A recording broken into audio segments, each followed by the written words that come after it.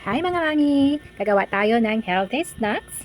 Gamit lamang ang saging saba. Yes po, saging saba at gagawin nating merienda. So, masarap na talaga typically ang saging saba. Sadyang ito ay the best snacks nating mga Pilipino. Pero sa video na ito ay gagawin nating special. I-level up natin ang ating saging saba. So, ayan na guys, malinis na po siya. Maniba lang po ang ating saba at i-grate lang natin para maging pino at magiging madali natin siyang gawing dough. Yes po. Kunwari, gagawa tayo ng dough gamit ang saging saba. Hindi kunwari dahil totoo. Charot. So, ito na yung itsura. Tapos ko na siyang nag-grate lahat. Yung iba, nakain ko na din. Kasi saging saba is good for calcium, high and rich in calcium. So, yan guys, lagyan lang natin ng 1 cup flour, 1 tablespoon baking powder, and vegetable oil. So, lamasin lang natin ito hanggang sa mag-form ito ng dough. Sila ay magsama-sama.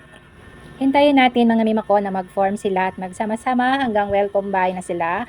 At ganyan na po yung itsura. Yan po yung texture na hinahanap natin. Kasi nga po, gagawin natin siyang yung katulad ng nabibili ko sa 7-Eleven na Curryman. Kung familiar kayo doon. Pero anyway, gamitan natin siya ng cheese. Any brand of cheese ay pwede. So, ang aking cheese dyan ay Magnolia. So, hinati-hati ko lang siya into rectangle. At yan, meron din tayong breadcrumbs. So, yan guys, yung dough natin, yung ating banana dough. So, gamit ang malinis na kamay. Mas mainam na may mantika yung ating kamay para medyo hindi didikit yung ating dough. Pagkatapos natin siyang mabilog-bilog na nilagyan natin ng cheese yung gitna. Ayan, yung purpose ng ating breadcrumbs ay i-coat natin dyan yung ating banana. Alright, o diba?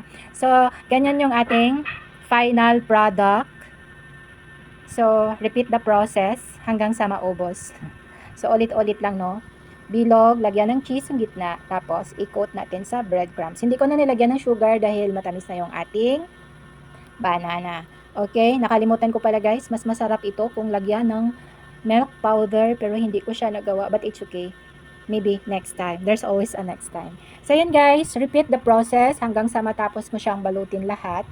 At sa aking ginawa, na 10 perasong banana, nakagawa ako ng 8 roll, banana roll. Ayan.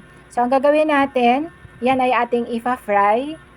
So, mag-ready tayo ng malinis na mantika sa ating pan fry. Sa low fire, wag masyadong malakas para hindi masunog yung ating banana.